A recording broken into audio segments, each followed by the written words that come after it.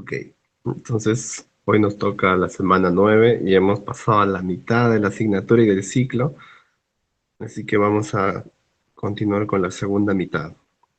Sin querer queriendo, hemos llegado a este punto en medio de la pandemia y esperemos continuar siempre mejorando con las falencias que están presentándose en este nuevo sistema y en esta nueva coyuntura que nos ha tocado vivir.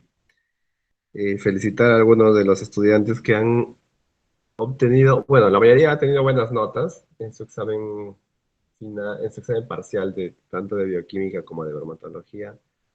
Eso significa que podemos seguir incrementando el nivel de exigencia de ambas asignaturas. Entonces, vamos a continuar con el tema de hoy, que como les había mencionado es pardeamiento no enzimático. Para empezar, vamos a comparar dos imágenes. Tenemos por aquí un rico pollito a la brasa y por acá tenemos un rico manjar blanco, o como se conoce en otras latitudes, dulce de leche. ¿Qué de común tienen estos dos platos o alimentos?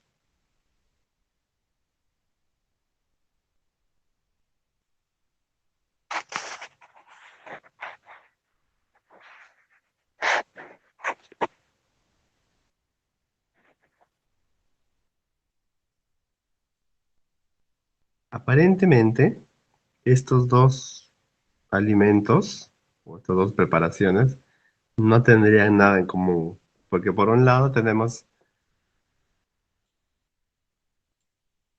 aquí a un pollito a la brasa, que es proteína, carne y está salado. En cambio aquí tenemos un potaje dulce, que también está hecho en base a proteínas, carbohidratos y azúcar. Sin embargo, en en ambas preparaciones, el fenómeno del pardeamiento no enzimático les da sus características finales. Aquí este color marrón y aquí estos tonos oscuros son efecto del pardeamiento no enzimático. Entonces, el pardeamiento enzimático tiene una aplicación muy importante en la industria alimentaria. De la misma forma, así como encontramos muchos beneficios para el sabor, el olor y otras características organolépticas de los alimentos, también encontramos ciertas desventajas. Entonces, sucede lo mismo que vimos en el pardeamiento enzimático, que así como hay cosas ventajosas como en el caso del café y del chocolate, también hay ciertas desventajas del pardeamiento no enzimático. Y eso es lo que vamos a ver hoy. Tenemos hoy día dos logros. El primero es conocer los mecanismos bioquímicos del pardeamiento no enzimático. Pues para eso vamos a ver algunas reacciones químicas un poco pesadas y un poco complejas que nos van a ayudar a entender cuáles son las rutas de descomposición de los químicos que suceden cuando ocurre este pardeamiento no enzimático. Como hemos mencionado, no enzimático, la presencia de las enzimas aquí es irrelevante, a diferencia del pardeamiento enzimático. Y finalmente, vamos a reflexionar en las condiciones que se requieren para que se dé el pardeamiento no enzimático. Eso nos va a ayudar a prevenir o fomentar el pardeamiento enzimático según la necesidad. Hay algunos alimentos, como por ejemplo el manjar blanco, que sí o sí requiere que se dé el pardeamiento enzimático. En cambio, hay otros, como el caso de los productos pasteurizados, en los que no se necesita, o más bien hay que prevenir que se dé el pardeamiento enzimático. Entonces, este segundo logro nos va a ayudar a entender cómo prevenir o cómo fomentar el pardeamiento enzimático.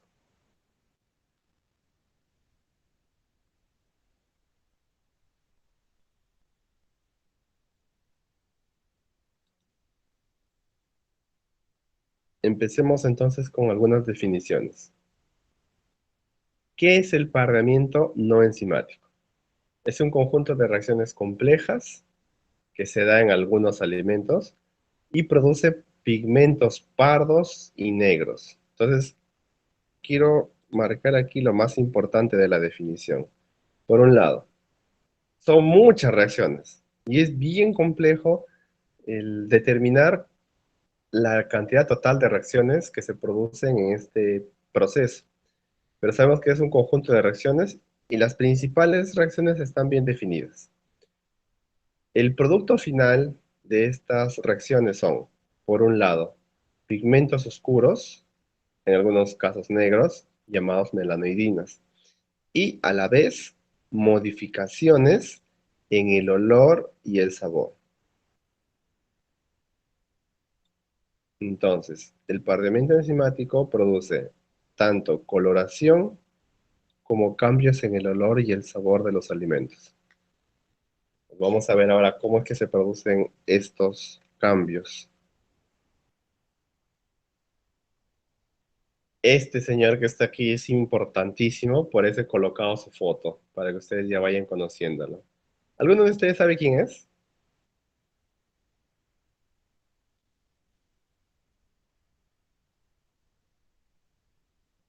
Rutherford. Él es... Sí, con confianza. Igual pueden equivocarse, no es necesario conocer los rostros de los químicos que nos han ayudado a conocer la bioquímica de los alimentos.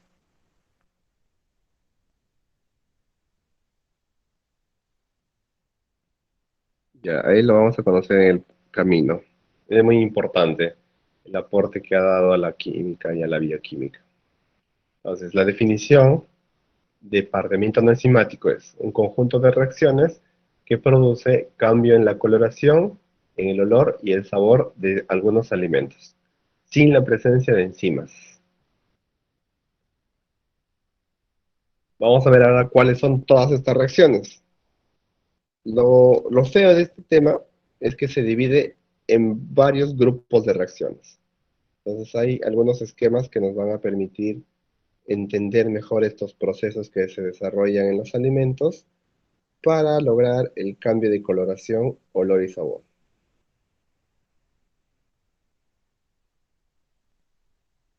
Existen varios tipos de pardeamiento no enzimático. No solamente hay uno. Eso hace más complejo este tema. Por un lado tenemos la reacción de Maillard. El otro proceso es la reacción de caramelización. Y también tenemos la oxidación del ácido ascórbico. Entonces, cuando hablemos de pardeamiento no enzimático, existen tres tipos. Ojo, esto es importante. Tenemos la reacción de Maillard, que es la más conocida de todas y la que vamos a estudiar hoy con detenimiento. También tenemos la reacción de caramelización y tenemos la reacción de oxidación del ácido ascórbico. Debido a la complejidad de la reacción de Maillard y el tiempo breve que tenemos, estas dos van a quedar para estudio propio de ustedes. En cambio, esa es la que nos vamos a concentrar hoy. Entonces vamos a estudiar con detalle la reacción de Maillard. ¿Recuerdan hace un momento que les mencionaba la foto de un señor? Ese señor es Maillard. Ese señor es el responsable, o gracias a él podemos conocer todas las reacciones que se producen en la coloración y pigmentación de alimentos.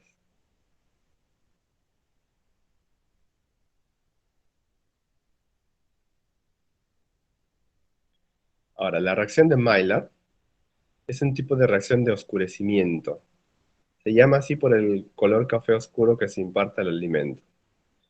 Aquí se producen productos responsables del sabor y olor. Estos productos, es decir, los que modifican el olor y sabor del alimento, generalmente son compuestos volátiles de bajo peso molecular. Por esa razón, cuando ustedes están cerca de un pollito a la brasa o están cerca de un camote horneado, sienten ese olor intenso del alimento. Ese olor rico es gracias a estos compuestos volátiles que se desprenden de los alimentos debido a su bajo peso molecular y a su estructura química especial. Esto es fundamental. Esta reacción de Maillard se lleva a cabo fundamentalmente entre azúcares. O sea, la presencia de azúcares en un alimento juntado a otras condiciones es el requisito inicial para que se dé el parreamiento no enzimático. Entonces, basta que hayan azúcares como la glucosa, la fructosa, la maltosa o la lactosa, ya puede haber el mecanismo del pardeamiento no enzimático. Vamos a hacer un repaso. ¿Cuáles son los requisitos iniciales para que se produzca el pardeamiento enzimático?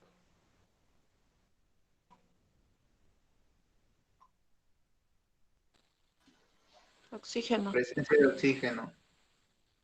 Oxígeno y qué más. y sustratos. Muy bien, ¿cuáles son los sustratos? Los fenoles. Ok. ¿Y Eh, cuáles serían las enzimas que se necesitan para que haya pardeamiento enzimático? Da fenol oxidado. Muy bien. Entonces, en el caso del pardeamiento enzimático necesitamos sustratos como los fenoles y polifenoles y enzimas. En este caso del pardeamiento no enzimático necesitamos azúcares. Y vamos a ver otro requisito que se necesita para que se dé el pardeamiento no enzimático. Vamos a ver ahora el esquema general de las reacciones del pardeamiento no enzimático.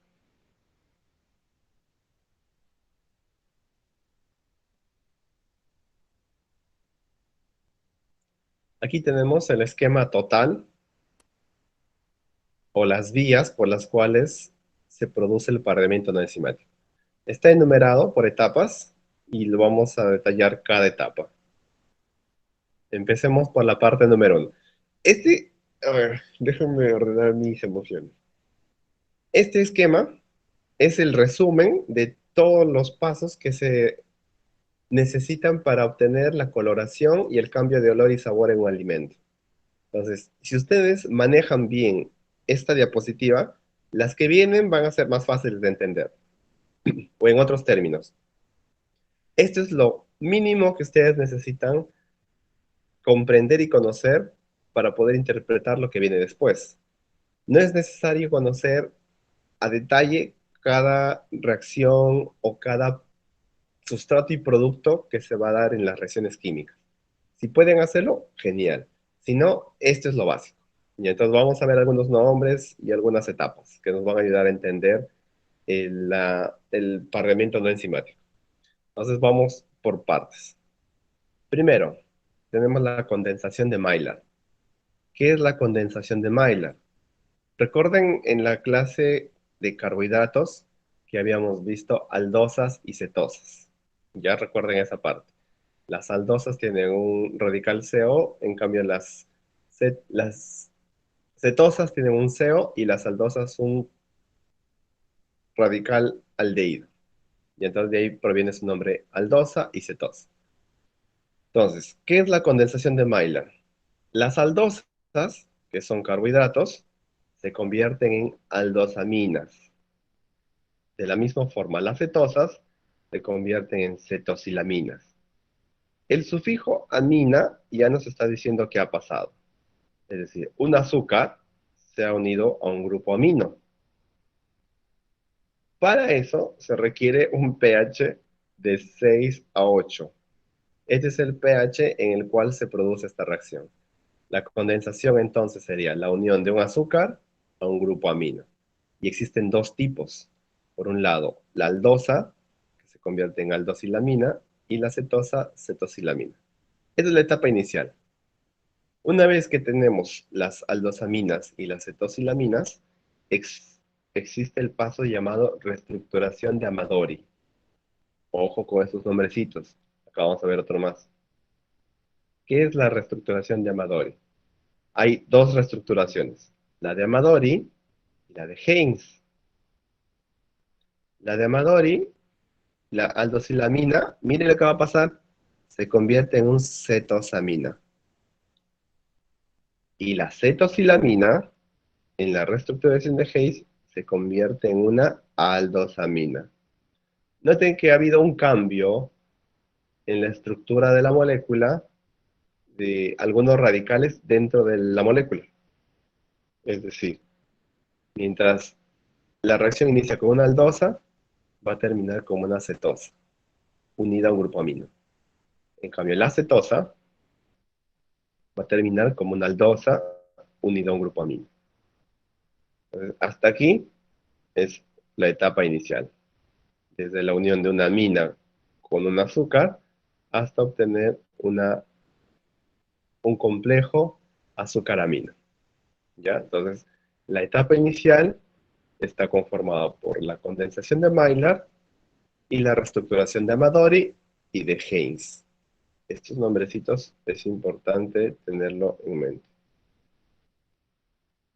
Ok, entonces, etapa inicial ya está completa. Vamos ahora a la etapa intermedia.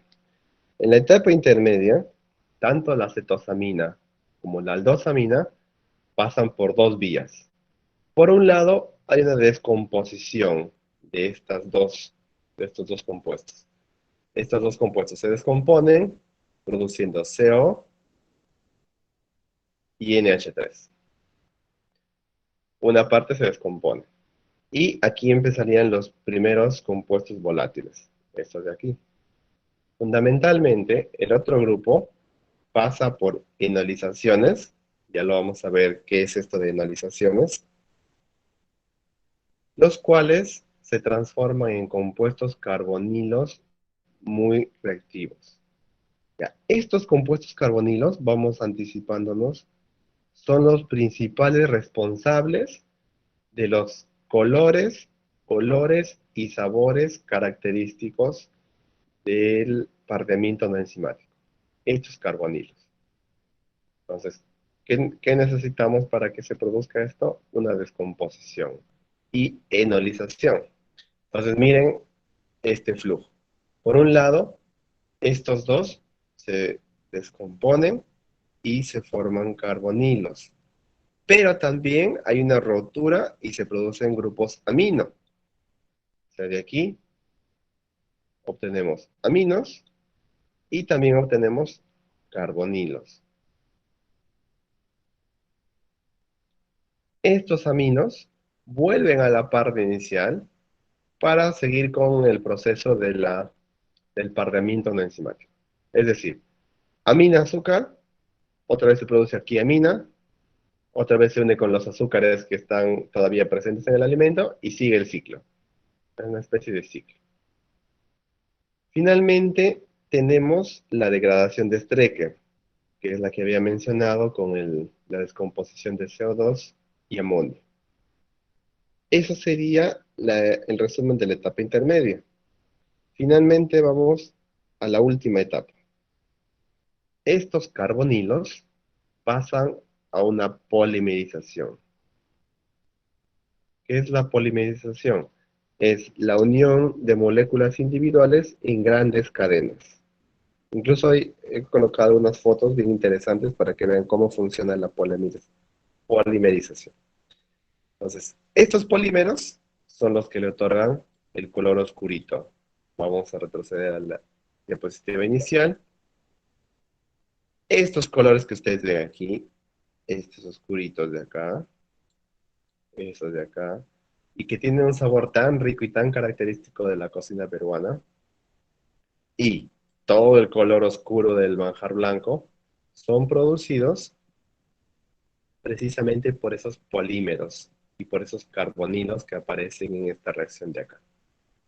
Entonces, polímeros pardos, polímeros productos de escisión, volátiles y olorosos.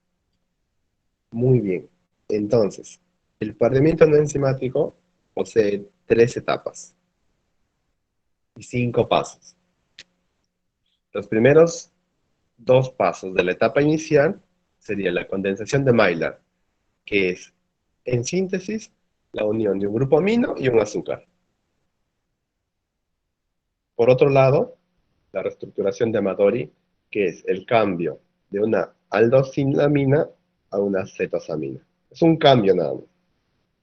Y la reestructuración de Haynes de una cetosilamina a una aldosamina. La fase intermedia tiene también dos pasos. Por un lado, la degradación de Strecker, que produce CO2 y NH3, o amonio, y la descomposición de estas cetosaminas, produciendo compuestos carbonilos y aminas, que vuelven al ciclo. Y el último paso de la etapa final serían las polimerizaciones. Ahora vamos a detallar brevemente cada una de las reacciones que conforman esta reacción de Maillard.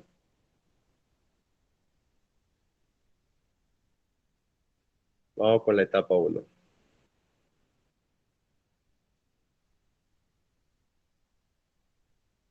Condensación del azúcar reductor con el grupo amino. Ocurre cuando el azúcar se une al grupo amino formando una base de Schiff. Otro nombrecito importante. La cual se cicla originando un aminoazúcar. Es decir, este de aquí. Aquí están las reacciones químicas para obtener la glicosilamina. Esta glicosilamina es este compuesto de aquí. Entonces vamos a ver la reacción. Tenemos la glucosa y un grupo amino. Y ustedes saben que la condensación sería la producción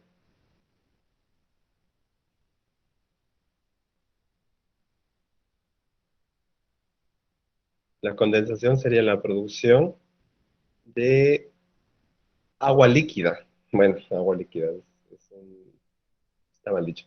De agua en estado líquido, mejor dicho. ¿Ya? Entonces, la condensación se produce por este medio. Tenemos glucosa, se une un grupo amino a este radical, liberando agua. Por esta reacción se llama condensación.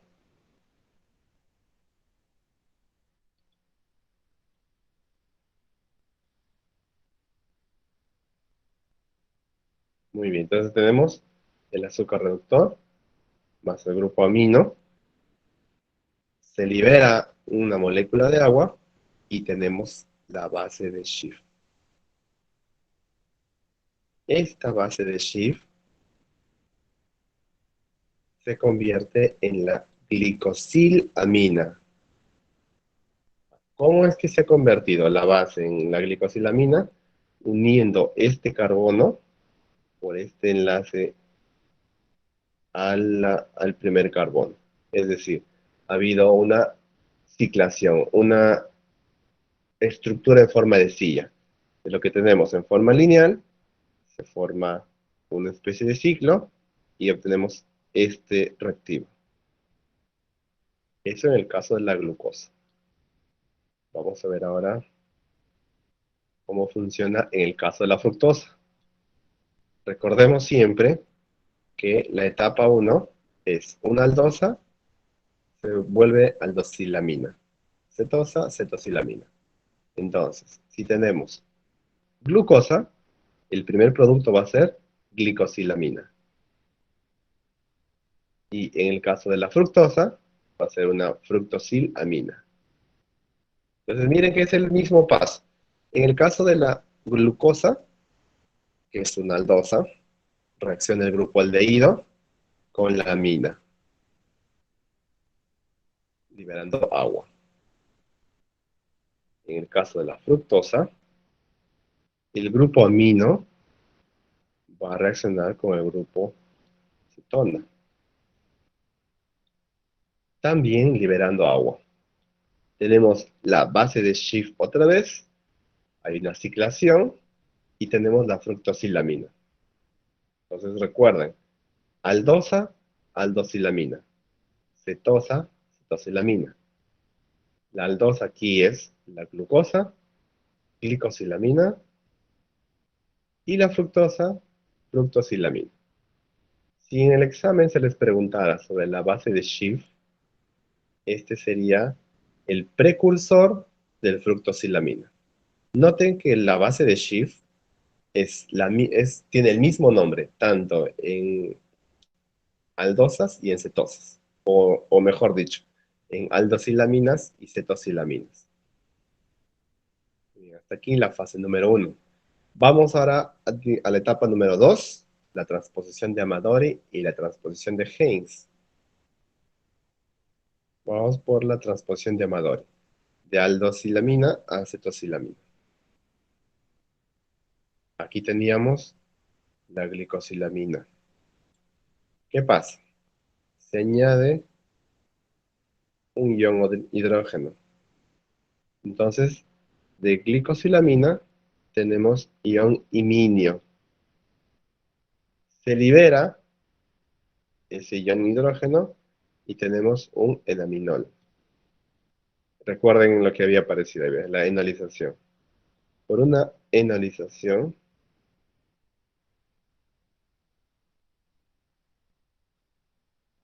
obtenemos un amino cetosa azúcar. Profe, Y noten que aquí ya no está ciclado, está en cadena lineal. En un ratito, están solicitando ingresar. profesor, Sí, dime. buenos días. Tengo una consulta. ¿Qué es exactamente la enolización? Enolización es un proceso en el cual hay radicales. ah, Déjame ordenar aquí. Tenemos el ion iminio y la enolización en la producción. Ay, me agarraste. Déjame ver.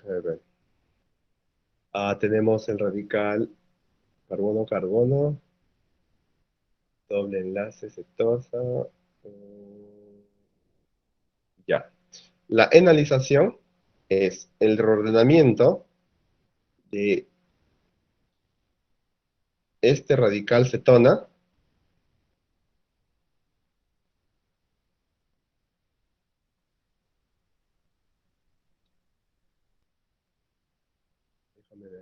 Déjame ordenar esto de aquí. Tenemos la glicosilamina, que es la unión del carbono con el grupo amino. Aquí sigue el grupo amino.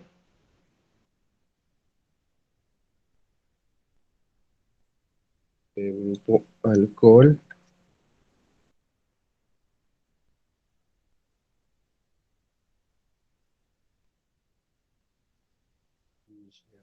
Sigue el grupo amino. Ya, ahora sí.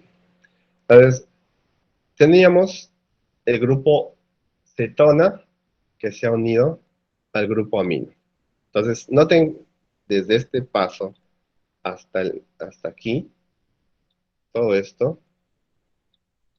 ha desaparecido el grupo cetona.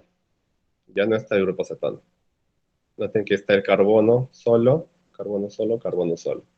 Entonces, la enolización se mantiene el grupo amino, que está aquí, pero vuelve a aparecer el grupo cetona. Entonces, la enolización sería la aparición nuevamente del grupo cetona.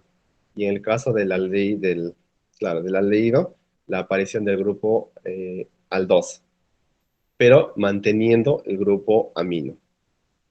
Ah, ya, Entonces ya. vamos a ver, por eso se le llama también reordenamiento de Amadori. Entonces, la enolización sería el ordenamiento, pues, ¿no? De aldosa, cetosa y de cetosa aldosa. ¿No se correcto? Exacto, exacto. Gracias, profe. Muy bien. Y gracias por tu pregunta que me ha hecho pensar. Entonces, hemos visto la transposición de Amadori, o el reordenamiento que también se le conoce. Y ahora vamos a ver el de Haynes.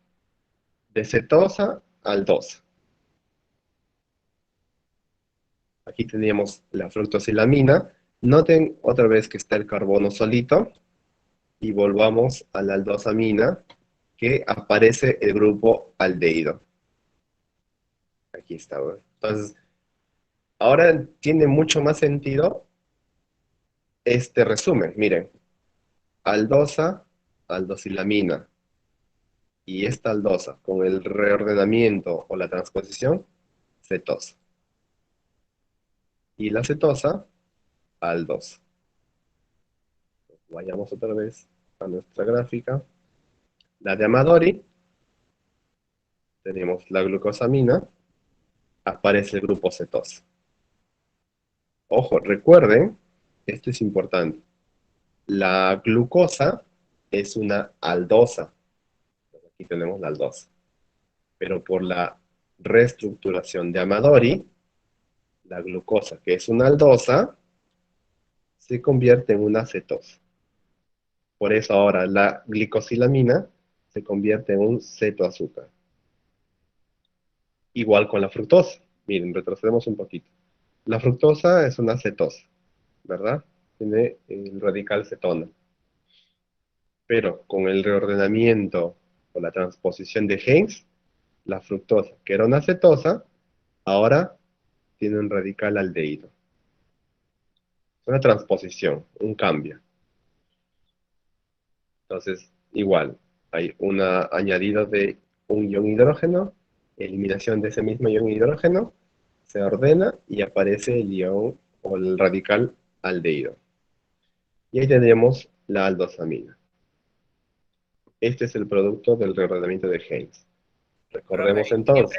siempre se da con la fructosa y la glucosa o con otros componentes? Esa es una muy buena pregunta. Se da solo con azúcares reductores. ¿Quiénes son los azúcares reductores? Fundamentalmente la glucosa, la fructosa, la maltosa y la lactosa. Eso significa que este parlamento no enzimático no se da con azúcares no reductores, por ejemplo, la sacarosa. Sin embargo, como la sacarosa se puede invertir, es decir, se puede romper la molécula de la sacarosa en glucosa y fructosa, sí se puede, mediante un añadido, obtener el parlamento no enzimático con la sacarosa común, es decir, con el azúcar que tenemos en nuestras casas. Ok, entonces, estos reordenamientos también se pueden dar con la lactosa y con la maltosa. Pero en esos casos, las rutas bioquímicas son otras, ya son diferentes. Lo que ha hecho Maillard es hacer el estudio para aldosa y cetosa, es decir, para glucosas y fructosas. Entonces ya hemos pasado los reordenamientos y hemos llegado hasta las cetosas y las aldosas. Entonces, tenemos una glucosa, una aldosa, en la condensación de Maillard se vuelve una glicosilamina. Este, recuerden que es parte de la condensación. Y la cetosa se convierte en una fructosilamina, o la base de Schiff como su precursor. En la transposición, el que era una aldosa se convierte en una cetosa. Y el que era una cetosa, con la transposición de Heinz, se convierte en un aldehído o en una aldosamina. Okay, hasta aquí la primera etapa.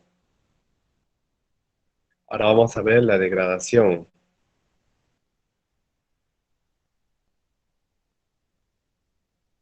A ver, chicos, espérenme un ratito. Hay una noticia que me ha dado una de sus compañeras.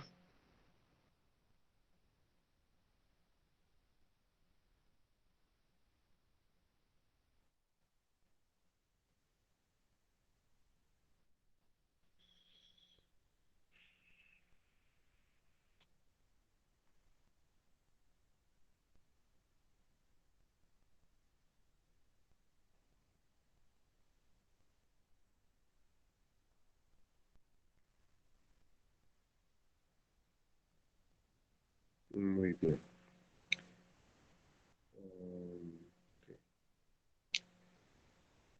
Vamos a la tercera parte, que sería la degradación del producto. Es decir, retrocedamos hasta nuestra síntesis. Ya estamos acá. Hemos llegado desde los azúcares con la amina hasta este grupo de aquí. Ahora vamos a ver la descomposición.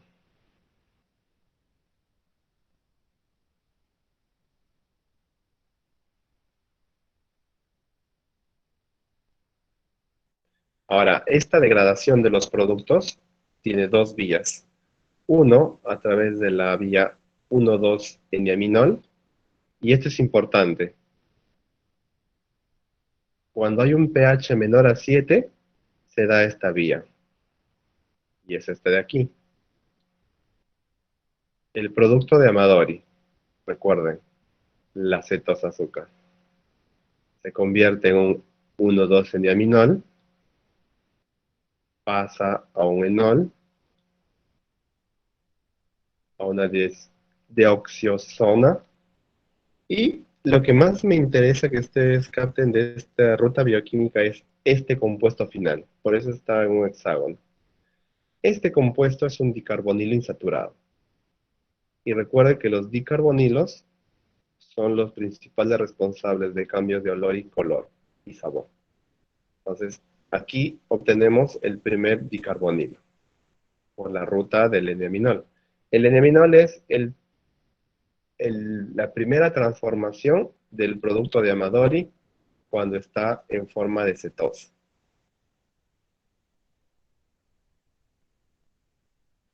Ahora sí, miren, este dicarbonilo que está aquí, que es el producto de la descomposición del producto de Amadori,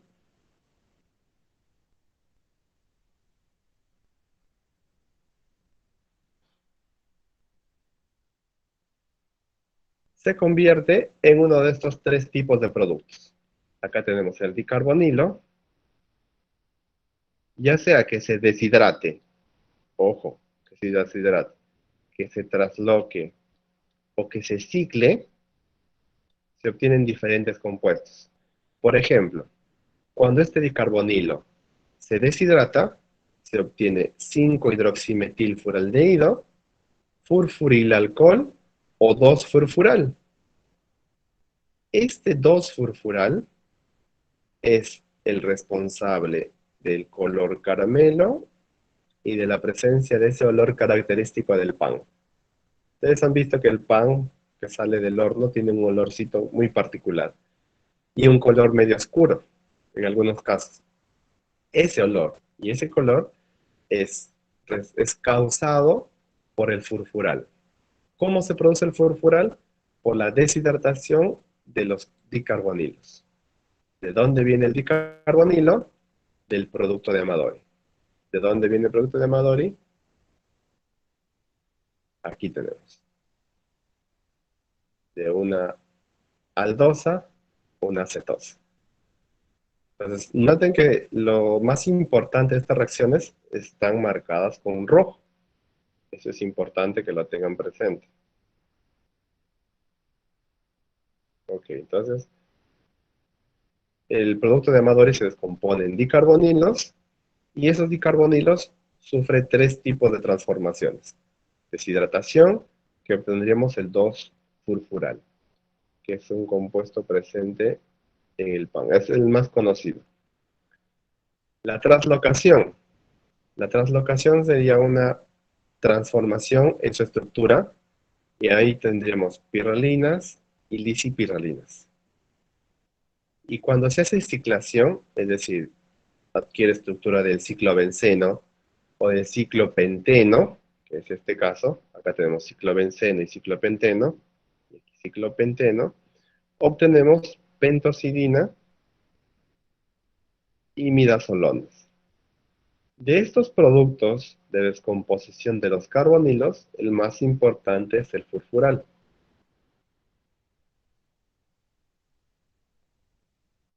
Ahora vamos a ver otra ruta, que es el 2,3-enediol. Esto sucede cuando el pH es 7 o alcalino, es decir, 7 o mayor a 7. Entonces, noten que en la degradación de los productos, ya sea de Amadori o de Heinz, hay dos rutas. La primera es, el producto de Amadori se convierte en 1,2-eniaminol. Eso sucede cuando hay un pH menor a 7. Por ejemplo, aquí el pH óptimo es 5,5. En cambio aquí, el pH óptimo es igual a 7 o alcalino. O sea, igual o mayor a 7.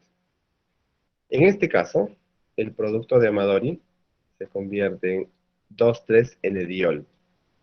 Entonces, me detengo aquí un ratito para explicarles con más calma. El producto de Amadori se convierte en 1,2-N-diol si el pH es ácido y se convierte en 2,3-N-diol si el pH es básico. Tengan en cuenta eso. El producto de Amadori tiene dos rutas en función al pH.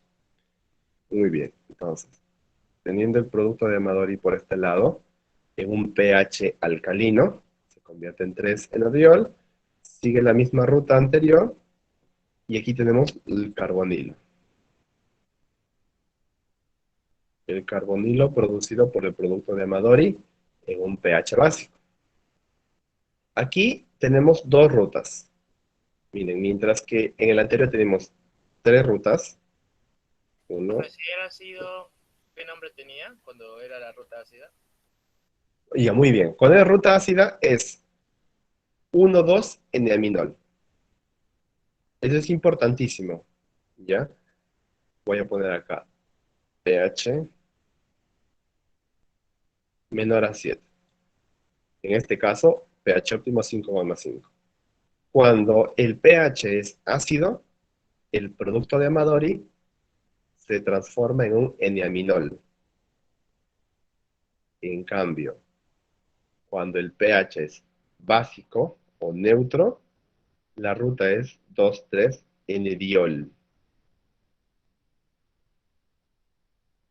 ¿Por qué N-diol? Porque hay un doble radical oxidrilo aquí. Entonces, recuerden esto. Este es para un pH mayor o igual a 7. Es decir, pH neutro o pH básico. Aquí tenemos pH ácido. Y es un N-aminol, porque solo hay un radical oxidrilo. Muy bien. Mientras que en la primera ruta del producto de Amadori habían tres rutas posibles para los dicarbonilos. 1, 2, 3. En este caso, para el N-diol, solo hay dos rutas posibles. Por un lado, la ciclación, que es muy parecida a la anterior, y por otro lado, la fisión hidrolítica. Vamos por lo más fácil. ¿Qué sería la ciclación? La obtención o la formación de ciclos bencenos o ciclos pentenos. Entonces aquí tenemos, miren, furanona, maltol, isomaltol y betapiranona. Los más importantes aquí son estos de acá.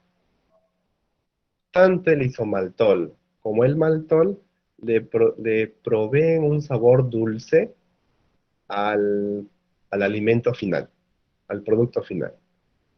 Y la furanona, como la piranona, al tener radicales cetona, le dan un olor característico. Esos serían los productos obtenidos por la ciclación del carbonilo. Este carbonilo también se rompe de forma hidrolítica, es decir, hay un quiebre. Entonces, en este caso, los productos son reductonas. Y las reductonas también producen un olor característico a los alimentos que atraviesan este pardeamiento no enzimático. Vamos a hacer un resumen para que esté bien clarita esta parte. Teníamos la cetosamina. La cetosamina también se llama el producto de Amadori. Ojo, recuerden esto. Producto de Amadori. Cetosamina por el reordenamiento de Amadori. La cetosamina tiene dos rutas. O bien el 1,2-enediol cuando el pH es menor a 7 y el 2,3-enediol cuando es mayor o igual a 7. Si se les pregunta en un examen o en un trabajo de análisis de caso, tenemos una cetosamina a un pH de 8. Indique cuáles serían los productos finales de esta cetosamina. Ustedes tendrían que mostrar estos productos de acá. Fundamentalmente el maltol y el isomaltol, que son los más importantes productos. En cambio, si el pH del medio fuera ácido, los productos más importantes van a ser el furfural y aquí hay otros más, ácido lebulínico y ácido fórmico. Ahora miren, aquí el isomaltol y la furanona tienen un ligero amargor. Ese sabor recuerda al caramelo, ¿ves? Y al azúcar quemada. O sea, tiene un sabor dulzón, pero muy parecido al olor quemado. Es como cuando se les pasa, cuando están haciendo azúcar quemada, se siente el dulce, pero a la vez hay un ligero amargor, ¿ya? Que es muy parecido al caramelo o al azúcar quemado. Profe, Ujú. ¿y qué sabor o olor tiene el ácido lebulínico y el ácido fórmico? El ácido fórmico, más que sabor dulce, tiene un sabor medio picante, o sea, un sabor... El ácido fórmico, por ejemplo, está presente en la ortiga. Entonces tiene un sabor medio picante, pero es suave, o sea, no es como las capsaicinas de los rocotos. Ese sí es un sabor que tiene un picor muy, muy intenso. En cambio, esta presencia de aquí es un sabor más suave, pero que estimula lo que está en Como la el, lengua. ¿Será como el guión, profe, o menos? No, más suave, más suave. Es más suave. ¿Y el lebulínico? El ebulínico y el fórmico provienen de la descomposición del furfural. Entonces, cuando hay una presencia de cetona, y como tiene un bajo peso molecular, generalmente no es sabor, sino es olor. Entonces, eso hay que recordar. En cambio, el isomaltol, como tiene una presencia de alcohol, es más sabor que olor.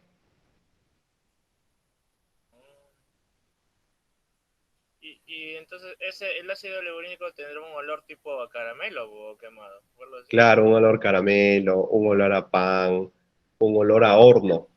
Ustedes habrán estado presentes cuando se destapa la pachamanca, por ejemplo. Entonces, el camote es un clásico, ah, es un clásico ejemplo de los olores que se presentan cuando hay pardeamiento no enzimático. O habrán olido, por ejemplo, el manjar blanco casero, por supuesto. Tiene un olor, ¿cierto? Un olor característico.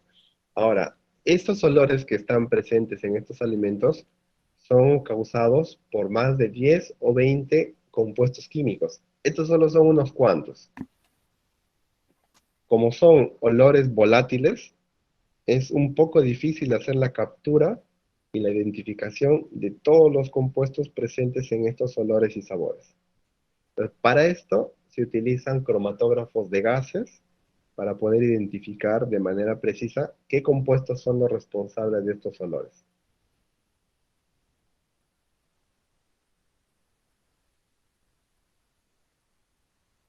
Aquí está con más detalle.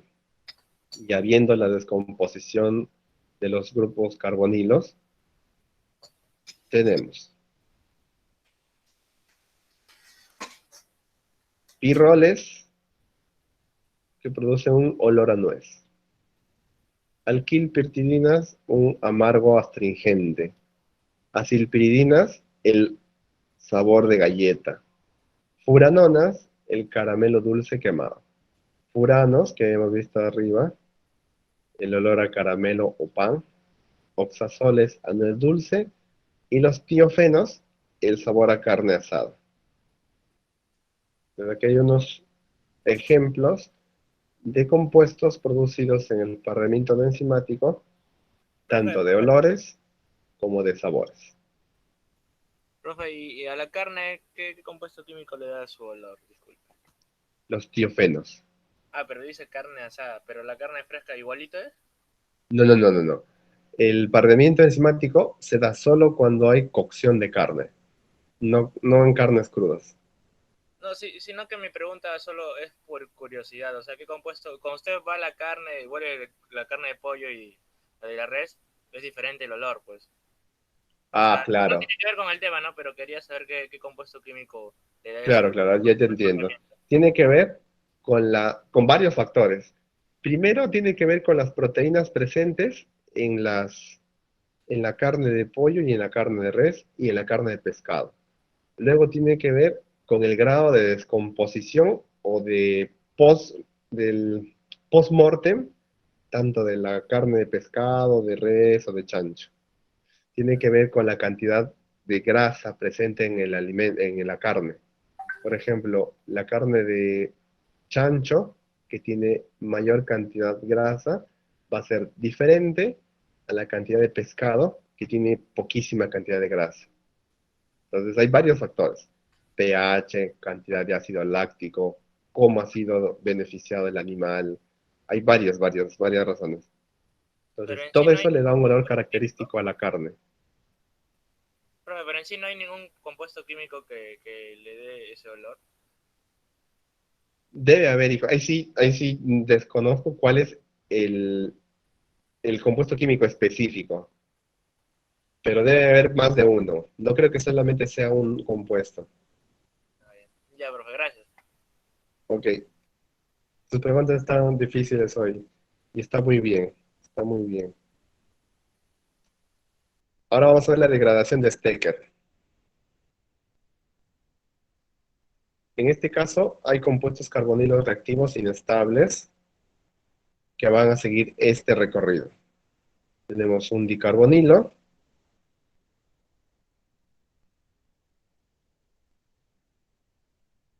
una base de Schiff por una deshidratación.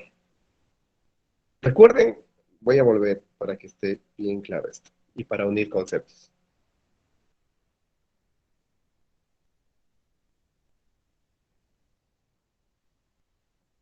Aquí.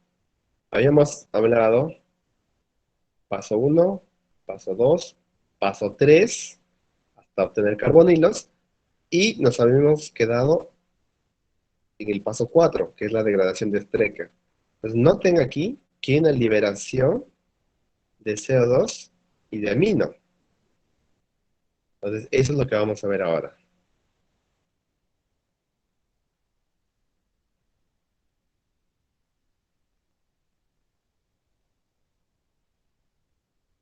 Aquí está la degradación de Strecker. Entonces, noten que aquí hay una liberación de CO2 y también hay una deshidratación. Entonces, en esta degradación de Strecker se producen polímeros pardos y aparecen nuevos compuestos de carbonilos.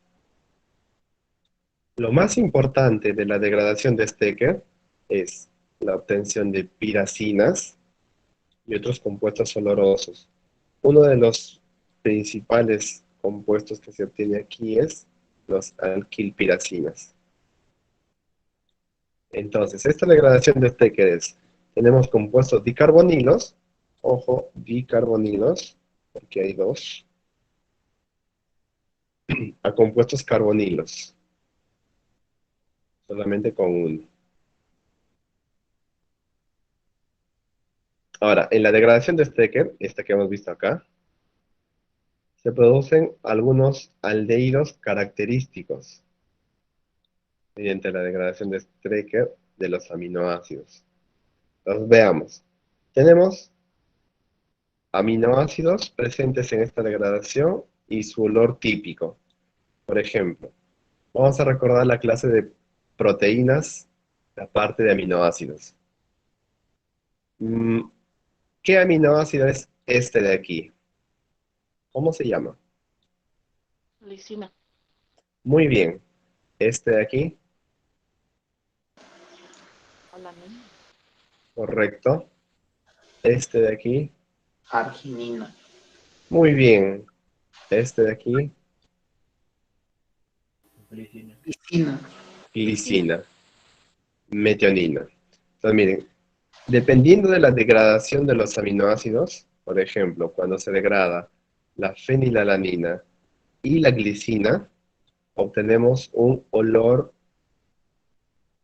o sabor a caramelo. Cuando vemos flavor, estamos refiriéndonos tanto a productos a olor y sabor. Entonces, la degradación de estos aminoácidos produce un olor a caramelo. Cuando se degradan leucina, arginina e histidina, obtenemos un olor a pan tostado. La alanina da nueces, la prolina, por ejemplo, produce un olor a panadería. Noten que cuando están cerca de una panadería, hay un olor bien característico y bien agradable. Ese olor proviene, en este caso, de la degradación de Strecker y de la degradación de aminoácidos. El olor a caldo, por ejemplo. O el olor a palomitas de maíz, que es la degradación de arginina.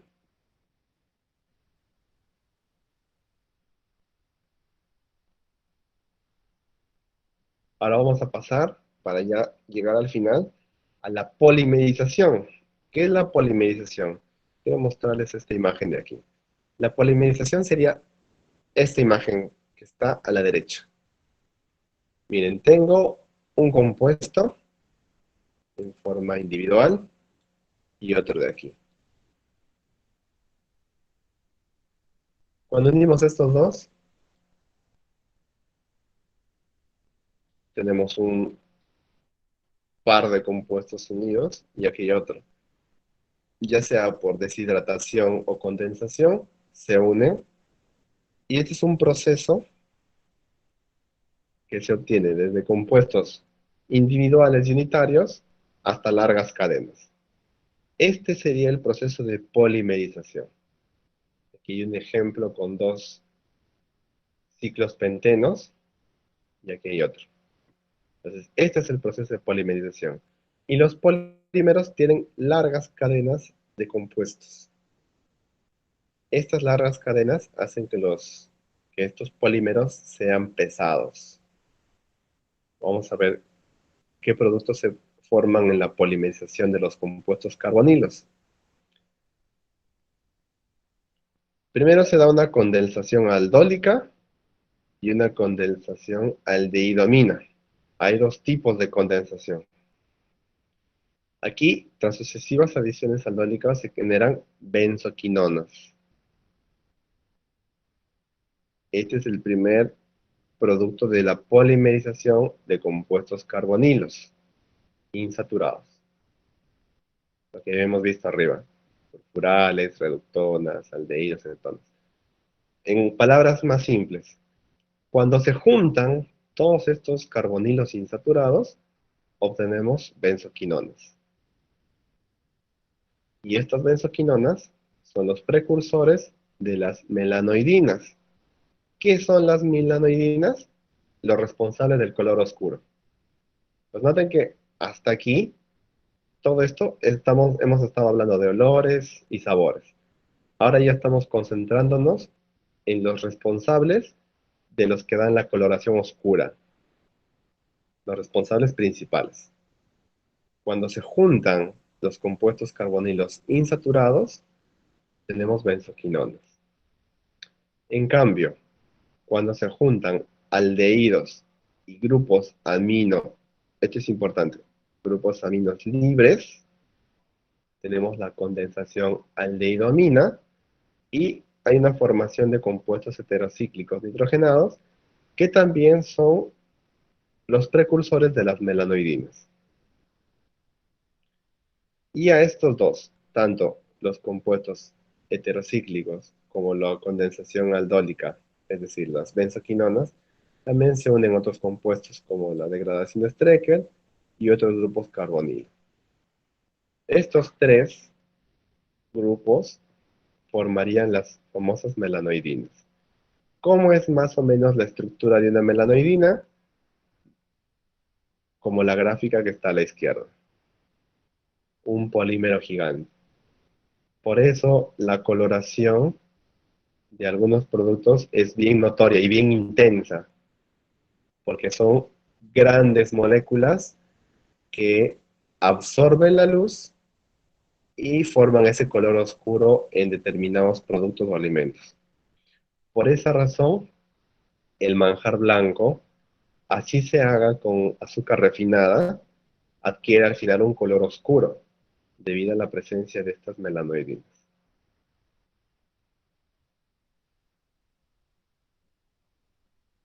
Vamos a ver ahora, antes de hacer un resumen de las etapas, la presencia de aminoácidos, qué aroma se produce y en función a la temperatura a la que están expuestas.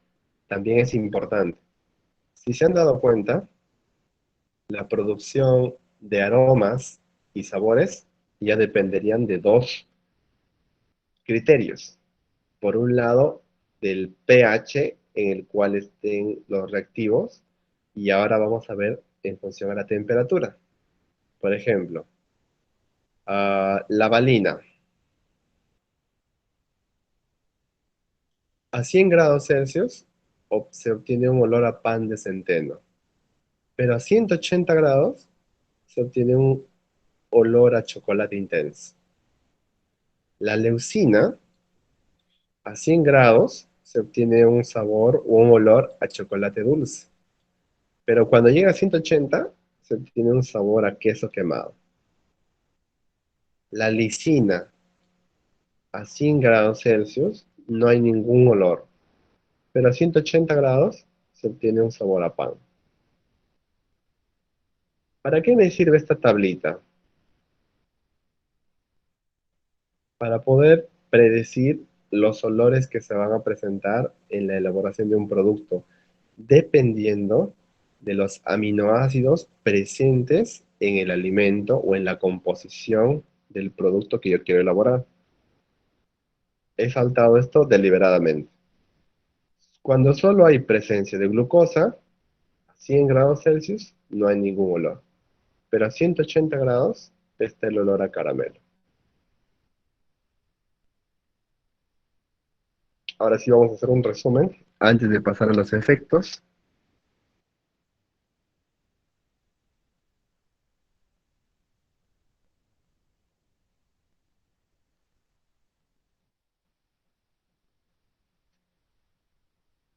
Aquí está la síntesis del parlamento enzimático.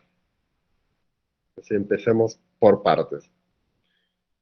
Habíamos mencionado que tenemos el grupo amina, o aminoácidos libres también.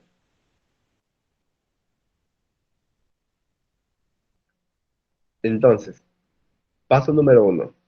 Tenemos aminas y aldosas o cetosas. Estas aldosas o cetosas se juntan a la amina y se condensan y obtenemos aldosilaminas. De la aldosa, aldosilamina, de la cetosa, cetosilamina. Se producen dos tipos de reestructuración, tanto la de Amadori como la de Haynes. La más importante es la de Amadori. Vamos a colocar aquí un check para que esté claro. Y recuerden que la más importante es la de Amadori. La reestructuración de Amadori es el cambio del grupo funcional. Si aquí empecé con un aldehído, acá termina con un grupo cetona. Y a la inversa. Si acá tengo un grupo cetona, acá tengo un grupo aldehído.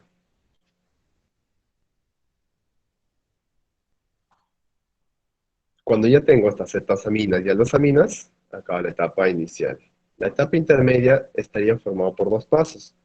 Por un lado, la descomposición de las cetosaminas y la degradación de Strecker. Noten que en la descomposición de las cetosaminas ya se forman los carbonilos. Y estos carbonilos son los causantes de olores y sabores característicos o de juntarse y polimerizarse para obtener los polímeros pardos, es decir, las melanoidinas. Y aquí también se obtienen aminas, ya sean aminas libres o producto de la descomposición de estas cetosaminas. Noten que es importante el pH. Por ejemplo, aquí el pH óptimo para la etapa inicial es de 6 a 8. En cambio, para la reestructuración de Amadori, el pH óptimo es 7.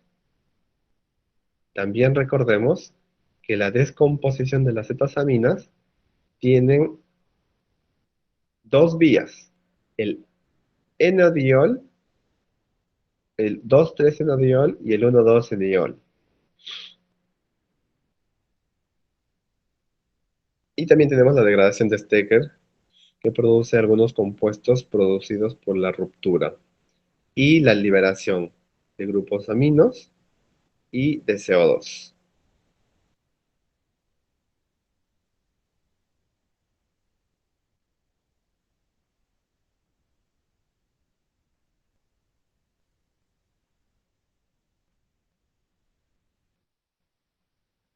Muy bien, hasta aquí es la parte química y un poco complicada de esta parte del pardeamiento no enzimático. Ahora vamos a ver qué efectos desfavorables hay. Primera reacción o primer efecto desfavorable. La reacción de Maillard disminuye el valor nutritivo de las proteínas. ¿Por qué esta reacción disminuye el valor nutritivo? ¿A qué se debe esta disminución del valor nutritivo de los alimentos? Por la desnaturalización. Correcto. ¿Qué más? Está muy bien, se desnaturalizan proteínas. ¿Qué más? ¿Qué tiene que ver con eso? El sometimiento a temperaturas elevadas para el pardeamiento, la identificación del pardeamiento no enzimático. Sí, cerquita. Está muy bien lo que dices, pero detállalo un poco más y piensa en qué es aquello que consumimos de las proteínas y que nos nutre. ¿Aminoácidos? Muy bien. Miren, recordemos aquí. Vamos a recordar nuestra clase de proteínas. Recordemos que hay 4 estructuras: primaria, secundaria, terciaria y cuaternaria. Cuaternaria es ya la unión globular o fibrosa. Terciaria es la unión de polipéptidos. Secundaria es la unión de la alfa hélice o la beta lámina.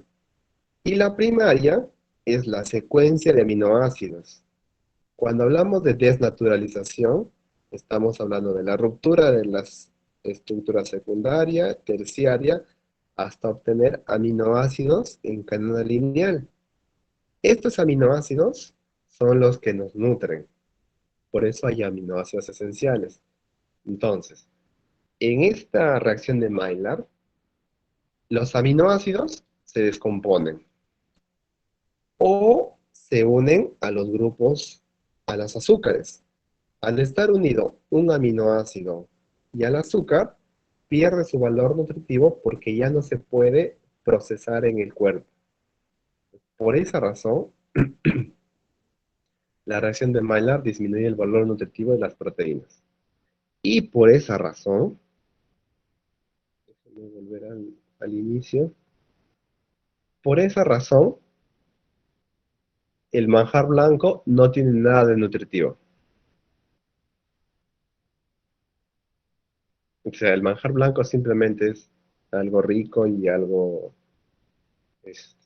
agradable al paladar, pero no algo nutritivo. ¿Por qué? Porque los aminoácidos de las proteínas de la leche se han unido a los azúcares reductores de la leche y han formado este compuesto con aromas ricos y olores ricos, pero nada consistente, nada valioso por dentro. Por esa razón, la, la reacción de Maillard le baja el contenido proteico, o nutritivo, mejor dicho, a los alimentos en los que sucede este proceso.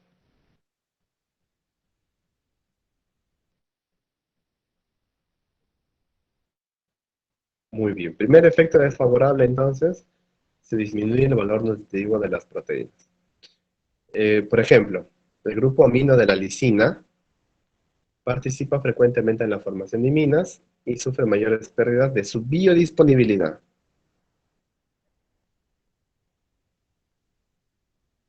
Además de la lisina, los compuestos carbonilos insaturados y los radicales libres formados durante la reacción generan fuertes pérdidas por oxidación de otros aminoácidos esenciales, como la metionina, la tirosina, histidina y triptófano.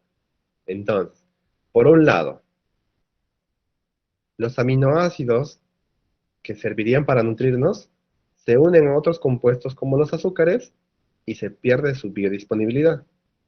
Por otro lado, en la cadena de productos que se forman en esta ruta bioquímica, se oxidan los aminoácidos libres y también se pierde su acción benéfica en el cuerpo humano.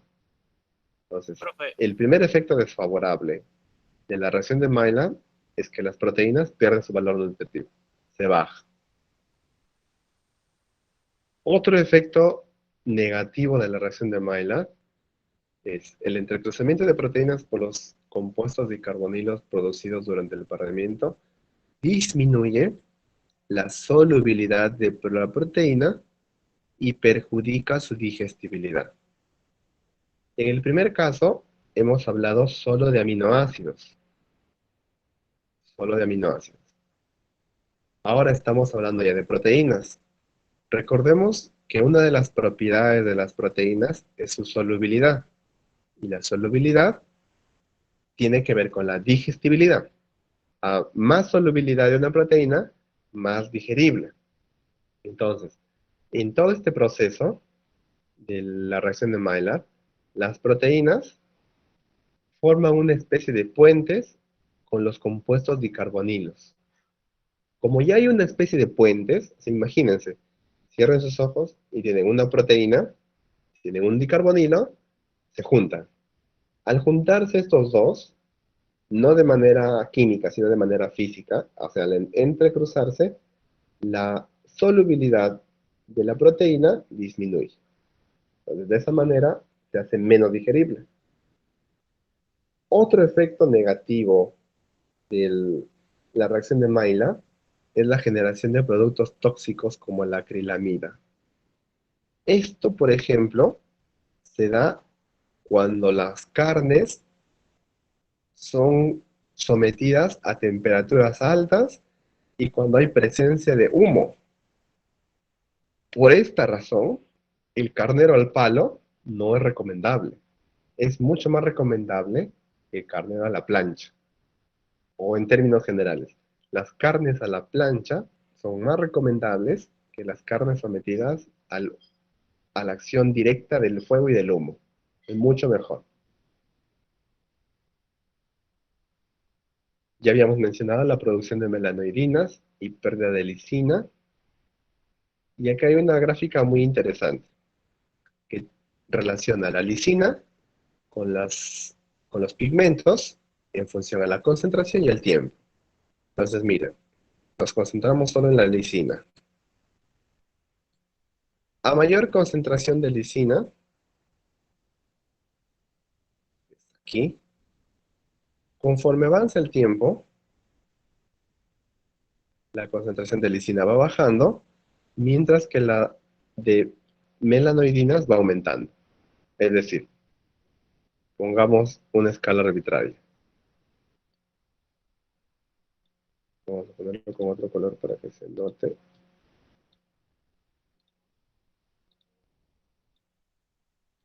Ya. Pongamos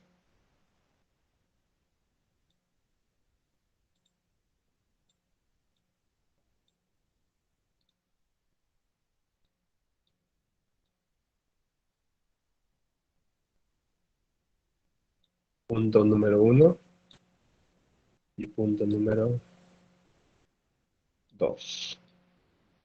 Supongamos que acá tenemos el tiempo 1 y aquí tenemos el tiempo 2.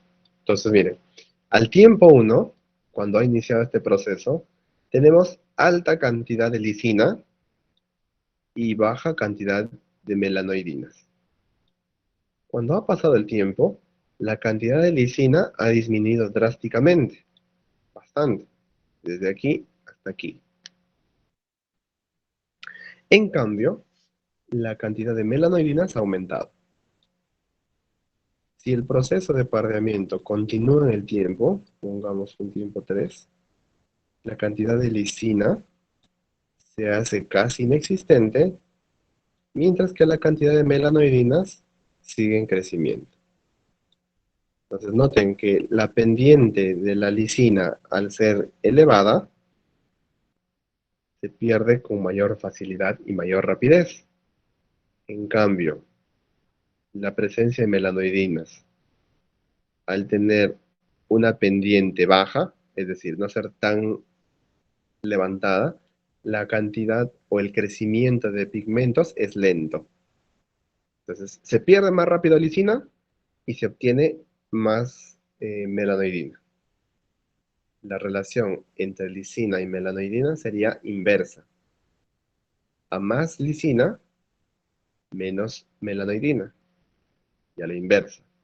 A menos lisina, más melanoidina. ¿Ya? Entonces, esa es la gráfica que relaciona lisina y melanoidina.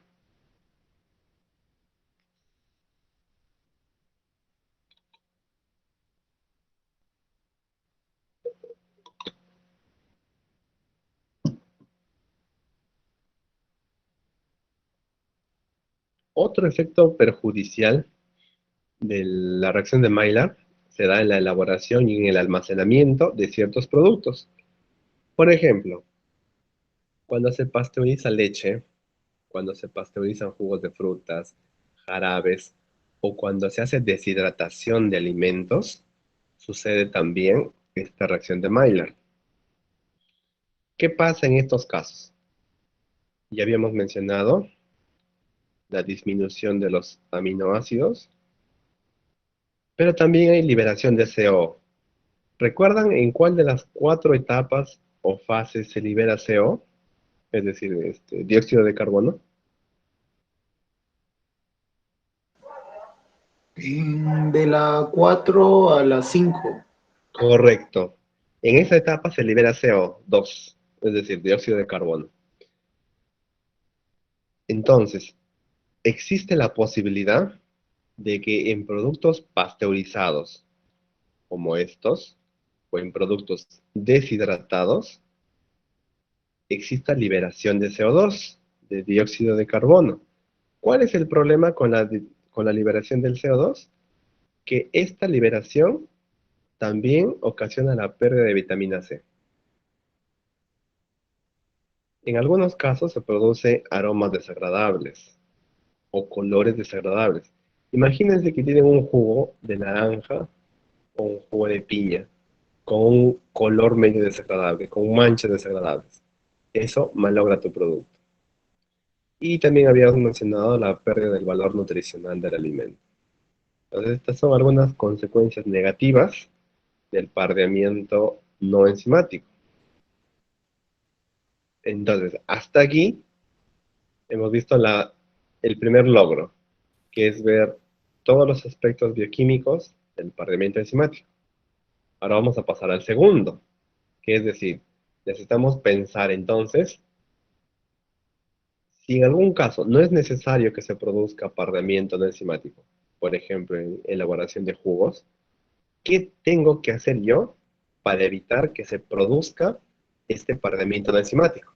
Entonces, para eso necesitamos recordar algunas partes como pH, sustratos, temperatura y controlar esos factores. Entonces, empecemos a pensar cuáles son los factores que influencian el pardeamiento no enzimático. Porque sé que algunos van a leer otra cosa. El pardeamiento no enzimático. Empecemos. Recordemos que para que haya pardeamiento no enzimático se necesita sí o sí azúcares reductores. Por esa razón, como les decía, la sacarosa no reacciona. La sacarosa no reacciona. Excepto, esto es importante, por favor, muy importante, excepto en medios ácidos donde el azúcar se hidroliza y se convierte en glucosa y fructosa. A esta hidrolización de glucosa y fructosa, le llamamos azúcar invertido. Por eso cuando ustedes, miren, hagan una prueba, esta prueba es interesante y fácil de comprobar. Pónganle a una cucharita de azúcar unas 10 gotas de limón y van a probar que el azúcar se hace más dulce. ¿Por qué sucede esto? Porque el medio ácido, la sacarosa, se rompe su enlace glicosídico, se libera glucosa y fructosa, y la fructosa hace que sea más dulce lo que tienen en la cucharita. Hagan esa prueba. Por ejemplo, los niños, ¿cómo se les enseña? Bueno, antes, ¿cómo se les enseñaba a comer limón? Se les echaba azúcar, un poquito de azúcar. Entonces, probaban el limón, que ya no era tan astringente, sino que era bien dulce. Entonces, en medios ácidos, el azúcar se hidroliza, se invierte y se produce glucosa y fructosa. Esta inversión de la sacarosa también sirve, bueno, servía para adulterar miel.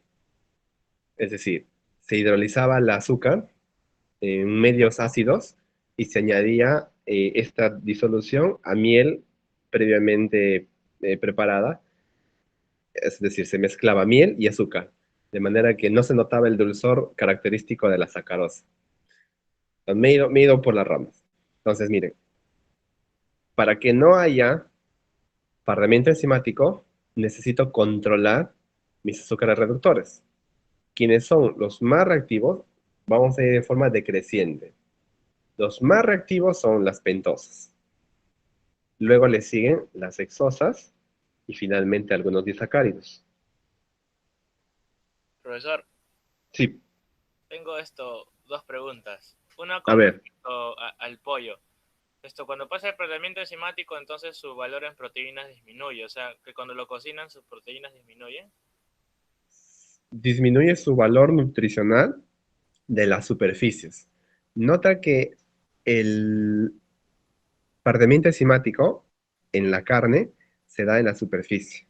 Entonces, las zonas coloreadas son menos nutritivas que las zonas blancas, en el caso del pollo. Y en el caso de todas las carnes, las zonas superficiales tienen menos valor nutricional que las zonas internas. O sea, que el pollo en la parte externa tiene más, profe. En la parte interna. Ah, ya. Entonces, se podría decir que la bajada de proteínas es mínima, pues, ¿no? Casi no mucho. Claro, claro, claro, claro. No es profunda, ¿no? O sea, no es como el caso del manjar blanco. Profesor, y tengo la segunda pregunta es no sé, pero no sé qué tan cierto sea, ¿no? Pero mi mamá siempre hacía, así como usted dice, o sea, como lo estaba explicando, mi mamá hacía, pues, ¿no? Que primero echemos el limón y el azúcar y de ahí recién echemos el agua, ¿ya? Para que salga más dulce, pues, porque cuando le echaba, o sea, ponía el limón en el agua, o sea, le echaba el jugo y di el azúcar, como que no era tan dulce y tenía que echar más azúcar. O sea que el agua prácticamente no sé, como que le quita más dulzor o qué sé yo. Mm, es raro, porque generalmente cuando hay presencia de agua, el dulzor disminuye. O sea, por ejemplo, ¿cómo era? Ah, ya primero me hacía endulzar el agua ¿Ya? y de ahí echar el limón. Si yo, por Ah, ejemplo, ajá, de ahí, por ejemplo, si yo hacía lo contrario, o sea, si echaba primero el limón y de ahí el azúcar, tenía que meterle más azúcar para que se endulce. No era lo mismo. claro, es lógico. Y te explico por qué. Si tú añades primero limón y luego azúcar, Mm. ten en cuenta que el ácido de limón empieza a oxidarse. El ácido ascórbico empieza a oxidarse de manera rápida. Entonces, hay menor concentración de ácidos, de ácido ascórbico, y por lo tanto menor efecto de hidrólisis cuando tú le añades el azúcar. En cambio, cuando añades azúcar primero, lo disuelves. Entonces el azúcar ya está lista para hidrolizarse. Le añades limón o el ácido, entonces hay una acción directa entre el azúcar disuelto y el ácido. Por eso es, bueno, también es relativo, ¿no? Pero hay un poquito más de dulce cuando tú inviertes el orden de los productos. Entonces, si quieres que sea más dulce, pon primero el azúcar, lo disuelves, lo diluyes y recién pones el limón. Profesor, y entonces esto, el ácido hidroliza la sacarosa y ahí se vuelve básicamente en la glucosa, ¿no? Y la fructosa que es más dulce. Ujú. Esto, pero eso se debe exactamente a cualquier tipo de ácido o al ácido cítrico y ascórbico Ah, del limón. esa es una muy buena pregunta y me va a dar pie para explicar algo más. Mm, Y voy a ser veloz porque ya el tiempo nos está ganando. Mira, aquí tenemos un vaso con sacarosa y le añadimos un ácido. En este caso, para responder tu pregunta, el ácido puede ser cualquier tipo de ácido, no necesariamente ácido ascórbico ni ácido cítrico. Simplemente se necesita que sea un medio ácido, o sea que el pH esté bajo. Cuando mm, uno añade cualquier ácido, mira, incluso podría ser ácido sulfúrico, cualquier ácido, yeah. claro, en una concentración adecuada, la sacarosa disuelta se divide en dos partes. Por un lado, glucosa y fructosa, y por otro lado, sigue manteniéndose la sacarosa. Es decir, no toda la sacarosa se hidroliza, no todo, sino una parte. La otra parte sigue manteniéndose sacarosa. Por eso es más dulce. Y es más dulce por la presencia de esta fructosa de acá. Ah, en sí es de cualquier ácido, ¿no? Yo pensaba que era por el ascórbico y el cítrico nada más. Ah, no, es cualquier ácido, cualquier tipo de ácido. Ya, gracias. Muy bien. Entonces, tenemos que cerrar. El control entonces del parlamento enzimático tiene que ver con el control de mis azúcares y con el control del pH. Como hemos visto, el pH es variable para distintas fases de la reacción de Maillard. Por ejemplo, para aquella condensación de Maillard necesito un pH de 6 a 8. Para que haya una reestructuración de Amadori, un pH 7. Para que haya una degradación de cetosaminas, un pH de 5,5. Y recordemos, las vías del N-diol y el N-amidol es medio ácido y un medio básico. Entonces, si yo quisiera evitar que se inicie la reacción de Maillard, controlo esto de acá. Si controlo el inicio de la reacción de Maillard, he controlado todo el pardemiento. Ahora, imaginemos que ya no pude controlar la condensación de Maillard y mi aminoácido se ha unido con mi azúcar y ya tengo el producto de Amadori. Mejor dicho, tengo la cetosilamida y la aldosilamida. Antes que se vuelva en la reestructuración de Amadori en un cetosamina o aldosamina, le cambio el pH a 7. Es decir, lo vuelvo básico o lo vuelvo ácido. Y ya supongamos que ya se me pasó, ya tengo cetosaminas y aldosaminas, tengo que evitar que pase a la degradación de Stecker o a la degradación o a la formación de polímeros. Entonces, para evitar eso, controlo este pH. Entonces, el control de pH también es importante. ¿Con qué aditivo se controla el pH? Recordemos nuestra clase de bromatología, clase de aditivos, semana 4.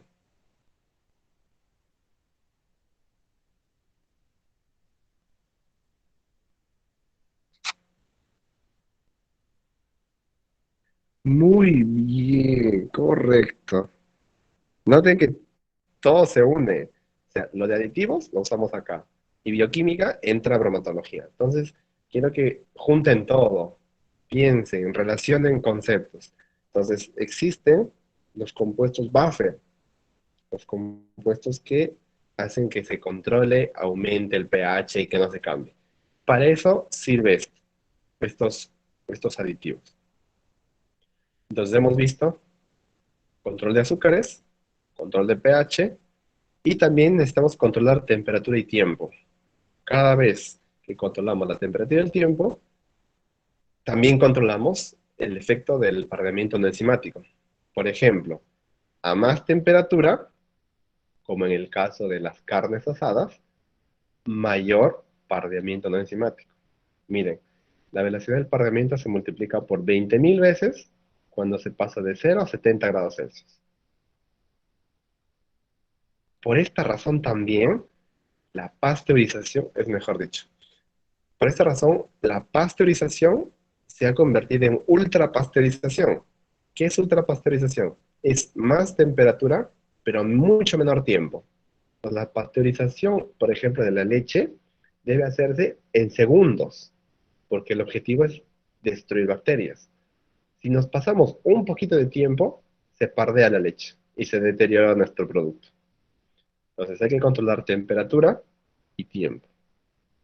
Por ejemplo, aquí vemos una gráfica, miren, tenemos condiciones y temperaturas. 80 grados, la coloración es más o menos perceptible. A 90 ya hay colores. Y a 100 es muy notorio. Aquí hay mayor concentración de melanoidinas. Entonces noten que cada tubito está, por ejemplo, 15 minutos 80, 30 minutos a 80, 45 a 80, 60 minutos a 80 grados. Entonces noten que mientras mayor es el tiempo y mayor es la temperatura, hay mayor presencia de melanoidinas. Entonces, si yo quiero evitar que mi producto, pongamos un jugo de frutas, leche o fruta deshidratada con presencia de azúcares, necesito que mi proceso no sea ni muy caliente ni muy duradero. En otras palabras, o bien muy caliente en poco tiempo o largo tiempo, pero a baja temperatura. Entonces, yo tengo que controlar esos dos parámetros. También, miren, otra vez, actividad de agua, vuelve como el ex que uno no ha sabido dejar atrás en su vida. La actividad del agua vuelve y siempre va a volver, va a volver, va a volver, va a volver. Entonces, recuerden que la velocidad del pardeamiento está a un máximo en estos dos intervalos. ¿Por qué? ¿Por qué el agua o la presencia de agua o una actividad de agua elevada acelera el pardeamiento no enzimático?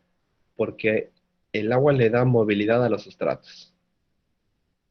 Es decir, cuando hay actividad de agua, los azúcares, los aminos, se mueven. Es como decir, como en una piscina. Mientras hay agua, pueden nadar las personas y se pueden encontrar. En cambio, si no hay agua, o si la actividad de agua es baja, la velocidad del pardeamiento no enzimático disminuye, porque los sustratos ya no se pueden mover. Y a la inversa, cuando hay bastante agua, disminuye la velocidad del pardeamiento. ¿Por qué? Porque los sustratos se diluyen. Pues ya no hay pardeamiento enzimático. Por eso, ni mucha agua, ni poca agua permiten el pardeamiento enzimático. El pardeamiento no enzimático requiere cierto intervalo de actividad de agua para que se dé este proceso. Aquí hay una gráfica que me muestra la relación de actividad de agua con la velocidad de pardeamiento.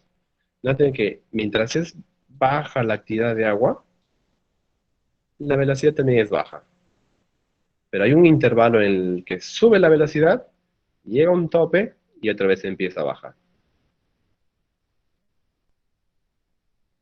Entonces, noten que la velocidad del pardeamiento enzimático es como el amor. Si no le das los detalles necesarios, se muere. Si le das demasiado detalle, también se muere. Hay que darle lo necesario en un intervalo de 0,5 a 0,75.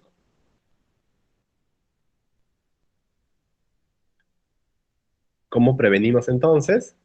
Eliminamos sustratos como la glucosa, bajamos el pH, controlamos temperatura y humedad,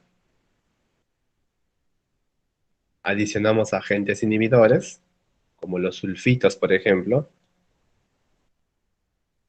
Aquí tenemos sulfitos, que evitan que las bases de Schiff, recuerden dónde están las bases de Schiff, sigan reaccionando. Lo malo de estos sulfitos es que modifican el sabor.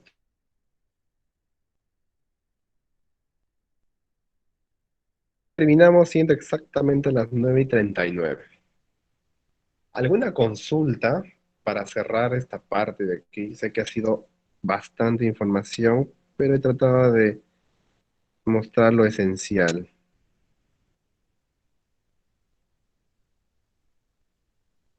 Profesor, Sí, con respecto al pardeamiento no enzimático, aparte de la leche, cuando por ejemplo ya eh, el tiempo de pasteurización excede y hay un pardeamiento, ¿esa leche ya es desechable o hay un reaprovechamiento de esa leche?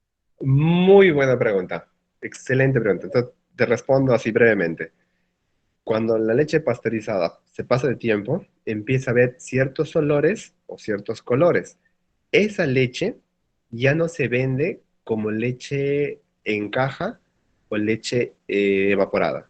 Esas leches que tienen problemas organolépticos, pero son consumibles, pasan a ser o bien manjar blanco o pasan a ser leche chocolatada. Las leches chocolatadas son el aprovechamiento de la leche que no se puede utilizar para otros productos. Entonces sí se reutiliza.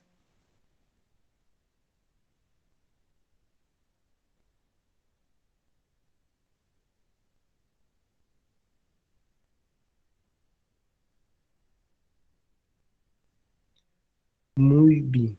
Entonces, siendo las 9:40, cerramos sesión en este punto y nos vemos a las 2:30. 2:30. Ahí es el hambre. Nos vemos a la 1:50 para hacer nuestra práctica correspondiente al parlamento no enzimático. Ya se ha colocado en el aula virtual los requisitos que ustedes necesitan.